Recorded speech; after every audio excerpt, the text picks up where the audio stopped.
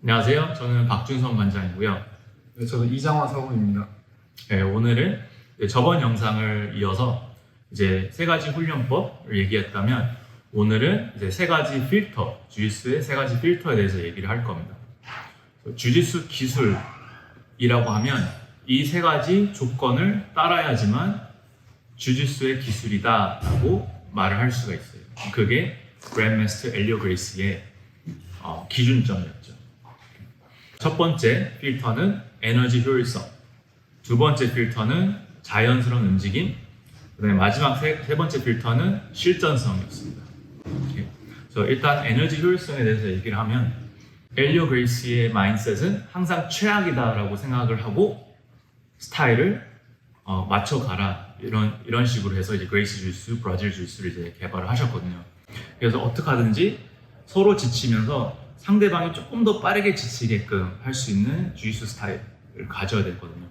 그러면 우리가 이제 운이 좋으면 그때 가서 카운터로 이제 싸움을 이길 수가 있는데요. 체급 차이가 많이 나면 어떤 던지기 기술, 어떤 레슬링 기술들은 굉장히 힘이 듭니다. 왜냐면 상대는 키가 더 크고 또 허벅지 굵기도 다르고 하는데 제가 예를 들어 여기서 그냥 확 해서 더블 렉 테이크다운으로 들어가서 일어나서 이렇게 넘어뜨리려고 하면 상대방이 스포일만 하면 저한테 굉장히 큰 타격이 들어오거든요. 그래서 이런 레슬링 기술이나 아니면 유도 기술이나 같은 게 있어요. 그렇죠. 이런 힙 토스, 그렇죠. 이제 체중 차이가 좀 많이 날 때는 좀 간단한 기술을 하는 게 더 나을 수 있어요. 심지어 예를 들어 타격 싸움에서 이렇게 거리를 좁혀서 클린치를 잡은 후에 이제 어깨를 잡고 가드를 끌고 내려가는지, 물론 상대방이 위에 있고 제가 아래에 있지만 여기서 타격 방어라는 개념을 알고 있으면 괜찮을 수 있거든요. 두 번째 원리는 자연스러운 움직임입니다. 비자연스러운 움직임이라고 하면 부자연스러운 부자연스러운 움직임이라고 하면 어떤 자세, 어떤 동작들이 그냥 생각이 나요. 인버티드 되는 저도 똑같은 생각하고 있었어요. 인버티드 자세라는 거는 예를 들어 이런 자세예요. 이런 자세예요. 이제 완전 이제 공처럼 몸이 이렇게 모여졌는데 제 머리가 상대방을 바라보고 있고요. 그러니까 반대 자세죠. 네. 그냥 보시면 알겠지만 자연스럽지는 않아요.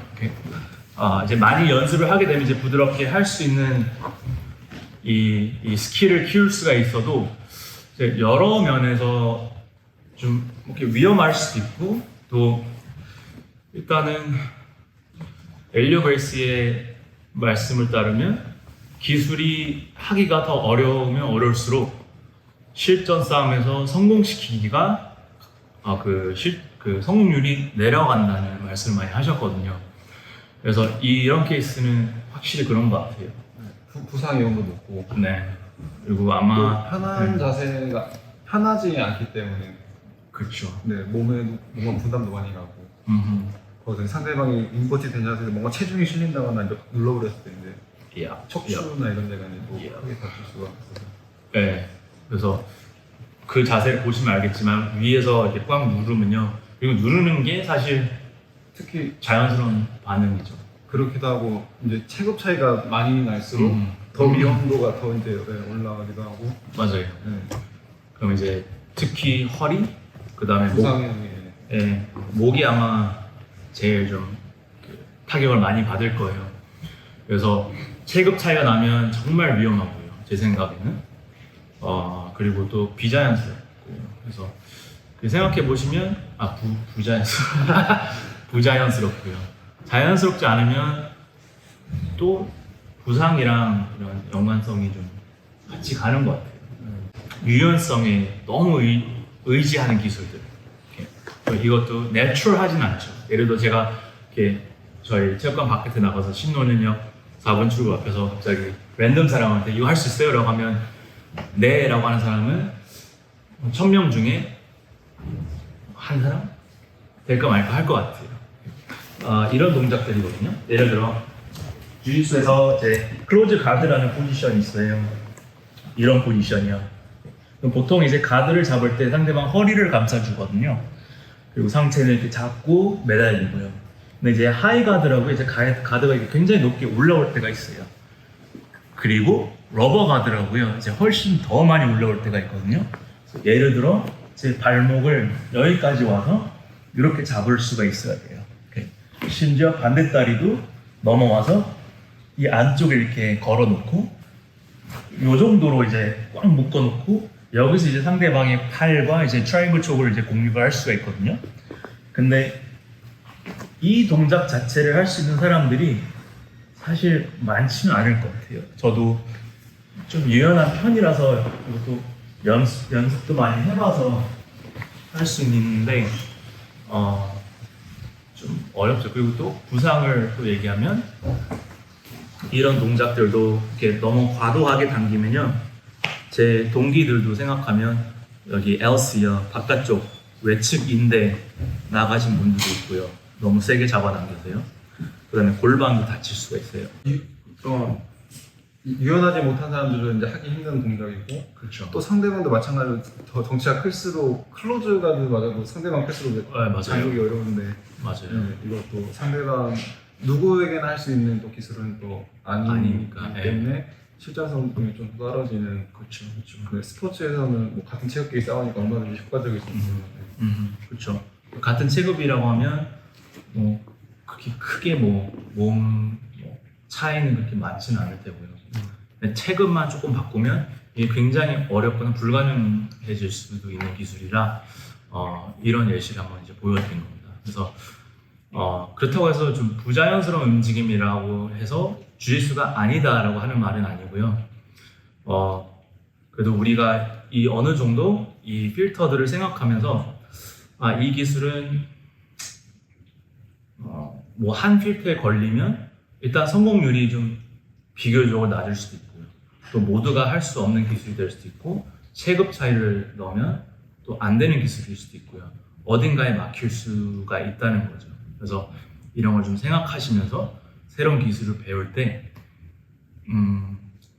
그쵸, 필터를 통과하는지 안 하는지 좀 보실 필요가 있을 것 같습니다. 이제 마지막 필터는 실전성입니다. 근데 우리가 실전성이라고 하면 그럼 이제 타격이 있는 상황, 발차기가 있는 상황에서 통하지 않으면 주짓수가 아니다 라는 말을 하는 게 아닙니다. 왜냐면 전 영상을 보시면 주짓수를 이제 훈련할 수 있는 방법 중에 하나가 이게 타격 없는 대련이거든요. 그러면 사실 타격이 없으면 할 수 있는 기술이 더 많아지죠. 좀 더 다양하게 할 수가 있고, 그쵸, 조금 더 자유롭고. 그 이유가 이제 타격이 있으면 거리는 두 가지밖에 없어요. 두 팔 거리, 주먹과 발차기가 닿지 않는 거리, 아니면 0팔 거리라고요. 완전히 붙은 상황입니다. 근데 타격이 없으면 한 팔 거리도 괜찮단 말이에요. 반팔 거리도 괜찮고, 4분의 1 다 괜찮아요. 그래서 이걸 좀 설명을 드리기 위해서 몇 가지 예시를 드릴 거지만, 이제 결과적으로 저희가 전하고 싶은 얘기가 어느 정도 제한을 두시는 게 중요하다라는 거예요. 왜냐하면 우리는 연습하는 대로 싸우기 때문에 어떤 게 실전에서 안 통하는 가드를 그거만 주특기로 하면 실제로 싸움이 났을 때 또는 내 몸을 지켜야 될 때 반사적으로 그 동작이 나올 거란 말이에요. 그렇게 되면 안 돼요. 그래서 예를 들어 서 있는 상태라면 가장 기본적인 보여드리기 쉬운 예시가, 타격이 없으면 주로 이렇게 서로 이제 그립 싸움하면서 이제 도복을 잡고 시작을 하죠. 여기서 이제 여러 가지 이렇게 테이크다운을 노리거나 심지어 이렇게 그립을 뜯었을 때 이렇게 레슬링 식으로 이렇게 테이크다운을 들어갈 수가 있거든요. 근데 그 모든 상황들은 다 한팔 거리에서 이루어지거든요. 왜냐면 이 사람은 유도, 레슬링을 생각을 하고 있는데 저를 잡았어요. 저는 때리는 생각하고 있으면 당연히 이제 때리는 사람이 더 유리해지거든요. 그래서 이제 타격이 있으면 무조건 두 팔 거리를 생각을 하셔야 돼요. 그렇게 해야 이제 앞손이 안 나고요. 그 다음에 프론트킥도 안 나요. 근데 제일 긴 공격들이 안 닿는단 말이에요. 그럼 여기서 이제 해결을 하셔야 돼요. 상대가 이거 주먹을 던졌을 때 그때 예를 들어 이제 들어와서 여기서 이제 0.8 거리에서 테이크다운을 노리셔야 돼요. 예를 들면 클로즈 가드에서도요. 클로즈 가드에서도 암드랙이라는 기술이 있거든요. 상대방의 이렇게 팔을 이렇게 당겨서 사선으로 당겨서 등으로 올라가는 기술이에요. 타격이 없으면 예를 들어 물론 훨씬 더 빨리 해야 되긴 하지만 이렇게 손목을 잡고 크로스 그립을 잡으신 다음에 상대를 끌고 당기면서 여기서 이제 조금씩 이제 등으로 이동하기 시작할 수가 있거든요. 근데 타격 싸움에서는 불가능해요. 아니면 굉장히 위험하단 말이에요. 왜냐면 손목을 잡고 있는데 이 그립 풀기가 그렇게 어렵진 않아요. 하나만 풀리면요, 이거는 완벽한 KO 펀치가 들어올 수 있는 기회예요. 여기요. 아니면 팔꿈치 더 치명적이죠. 이런 상황을 만들고 싶지가 않아요. 그래서 타격이 있으면 상대를 옆으로 들어갈게요. 상체를 완전히 잡아놓고 0.8 거리에서 여기서 이제 암절을 할 수가 있어야 되거든요. 기회는 단 한 번밖에 없어요. 이 팔을 풀기 위해서 상대가 앞으로 기대면서 팔을 스윙 돌려서 빼는 방법밖에 없어요. 제가 이렇게 묶어놨을 때요. 그래서 그냥 돌리기만 할게요. 여기서 돌렸을 때 제 손을 여기다 넣을 거예요. Here. 이렇게. 그래서 자세히 보면 상대가 그렇게 돌릴 때 그립을 바꿔서 이때 올라가서 백을 잡아야 된단 말이에요. 똑같은 기술이지만 타격이 있고 없고의 상황에 따라 하는 방식이 달라질 수도 있고요. 또 다른 예시는 사이드 마운트 아래예요. 사이드 마운트 아래에서 타격이 있으면 머리를 잡아야 되고요. 왜냐면 언제든지 상대가 상체를 세우고 머리를 얘를 안 잡고 목 밑에 프레임을 걸었어요. 그럼 상대가 물론 이렇게 타격 없으면 그냥 잡겠죠. 근데 타격이 있으면 언제든지 상체를 세워서 때릴 수가 있단 말이에요. 그러면 타격이 있을 때는 머리를 반드시 잡으셔야 돼요. 반드시 잡아야 되고 상대가 떨어지려고 할 때 따라오고 그 다음에 여기서 순간적으로 슈퍼 스케이프를 해야 된단 말이에요. 그래서 결과는 똑같아요. 가드로 가는 거지만 하는 방식이 다르다는 걸 이제 알고 계셔야 됩니다. 그리고 어떤 기술들은 쉽게 말해서 타격이 있으면 절대 하면 안 되는 동작들이 있어요. 딥합 가드. 네, for instance. 하프 가드. 이렇게 타격이 없을 때 이제 주로 오픈 가드, 하프 가드에서 할 수 있는 걸 많이 만들 수가 있어요. 다양하게요. 왜냐면 거리가 중요하지 않거든요. 타격이 있으면 그냥 무조건 잡아야 되고요. 여기서 시작이에요. 근데 타격이 없으면 다리 하나만 이렇게 묶어놓고 있으면 누워서 뭐 여러 가지를 할 수가 있는데요. 디프 하프 가드라는 거는 상대방이 이렇게 머리를 쏙 집어넣어서 언더북을 걸고요. 제 무게 중심 완전 밑으로 들어온 거거든요. 여기서 이제 훅 저를 넘길 수 있으면, 이런 식으로 넘길 수 있으면 뭐 뒷문으로 나올 수도 있고 앞문으로 나올 수도 있고 뒤로 기대버리면 그쵸, 여기로 훅 돌아서 이렇게 나올 수가 있거든요. 근데 문제가 일단 과학적으로 그냥 객관적으로 설명을 드리면 머리가 상대방 주먹이나 팔꿈치와 가까워지면 가까워질수록 맞을 수가 있다는 거죠. 그럼 이제 이 기술을 빨리 하면 괜찮지만 확률적으로 맞을 위험이 올라갈 수밖에 없어요. 그러면 예를 들어 아까처럼 또다시 했어요. 일단은 머리가 이 거리도 이거 자체도 위험해요. 그럼 제가 들어가고 나가는 걸 전혀 컨트롤할 수가 없기 때문에 그냥 여기서 때릴 수가 있단 말이에요. 심지어 무릎으로 제 어깨를 막아도 그래도 위험합니다. 여기에 이제 제트가드라고 하는데요. 여기서도 주먹이 들어와요. 그래서 이 제트가드를 이용하려면 아랫다리를 빼서 골반까지 막고 상체를 조금 더 펴야 돼요. 이게 그래도 그나마 가능할까 말까 한 자세예요.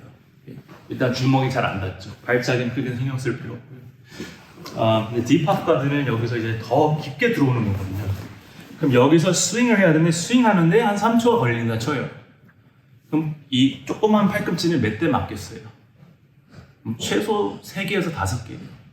기본적으로 팔꿈치를 3개에서 5개 맞고 하는 기술이 된단 말이죠. 그거는 조금 위험한 것 같아요. 그래서 딥합 가드는 이럴 때만 사용을 하는 거예요. 마운트 포지션에 상대가 있는데 여기서 이제 엘보 에스케이프라고요. 상대방 다리를 반대 다리를 이렇게 묶어놨어요. 그렇죠. 이 상황에서 골반을 치면 무릎이 들리거든요. 오케이? 그럼 지금 양쪽 무릎을 안 꿇고 있죠. 가볍단 말이에요. 이때 순간적으로 그냥 들어와서 훅 들어와서 상대 뒤로 기대면 또 반대로 스윙해서 이럴 때 이제 순식간에 사용하는 기술이거든요. 네, 그걸 모르시면 너무 위험하게 사용하게 되거든요. 오케이? 또 하나는 상대방이 서 있는데 뭐 예를 들면 어떠한 델라히바 가드에서 시작하는 기술 모든 거예요. 좀 쇼크 당할 수도 있는데요. 실전 싸움에서 굉장히 위험합니다. 오케이. 왜냐면 상대가 지금은 예를 들어 뒤로 조금 가볼게요. 예를 들어 여기 있다 쳐요. 오케이. 지금은 두 팔 거리죠. 주먹이 일단 안 닿죠. 조금만 기대해볼게요. 기대는 걸 제가 막을 수가 없어요. 이 훅으로 조금은 할 수 있지만 이 훅의 델라히바 훅의 역할을 위아래로 드는 역할을 해주는 거예요. 오케이? 그러면 이제 들어오지 못하게 하려면 이 앞발이 무조건 골반을 밟고만 있어야 돼요. 선택권이 없어요. 그게 오펜가드의 실전 싸움의 오펜가드의 제한이에요. 그래서 이거를 여기는 모든 오펜가드는 실전에서는 위험하단 말이에요. 여기서 예를 들어 이렇게까지 해서 제가 이제 스핀을 이쪽으로 한다면 베린볼로를 한다면 굉장히 많이 맞겠죠. 그냥 확률적으로 특히 이쪽 주먹이 그렇죠. 해머 피스트 그래서 뭐 상대방 소매를 잡았다, 벨트를 잡았다, 잘 안 될 거다. 그럴 수도 있어요. 근데 확률적으로 맞을 거예요. 더 많이. 클로즈 가드에 비해. 더 안전한 가드에 비해. 그래서 이런 얘기를 해드린 이유가 엘리오 베이스는 항상 이렇게 생각을 하셨어요. 이 실전성 필터를 통과하지 않으면 조금 제한을 둬야 된다. 그게 누군가의 주특기가 돼서는 안 된다.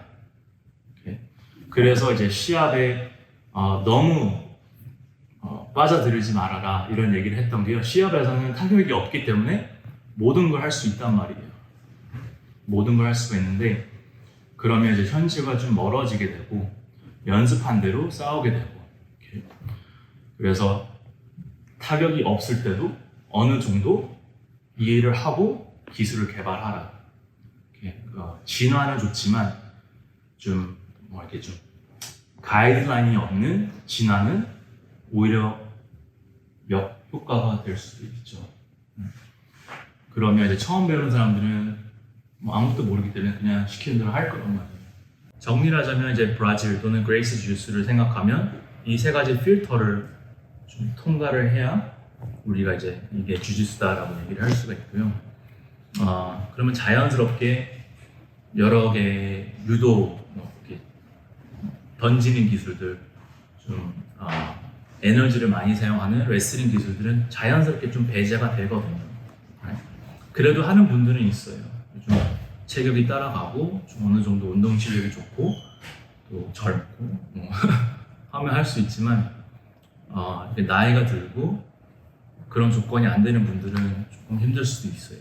그래서 그런 건 좀 잘 이해를 하시는 게 좋을 것 같습니다. 그리고 좀 헷갈리신 부분이 있으면 댓글에 꼭 질문을 남겨주시고요. 저희가 가능한 저희가 그 답변을 다 드리도록 하겠습니다. 그리고 우리 유튜브 채널에 구독, 좋아요와 알림 설정을 꼭 해주시면 감사하겠고요.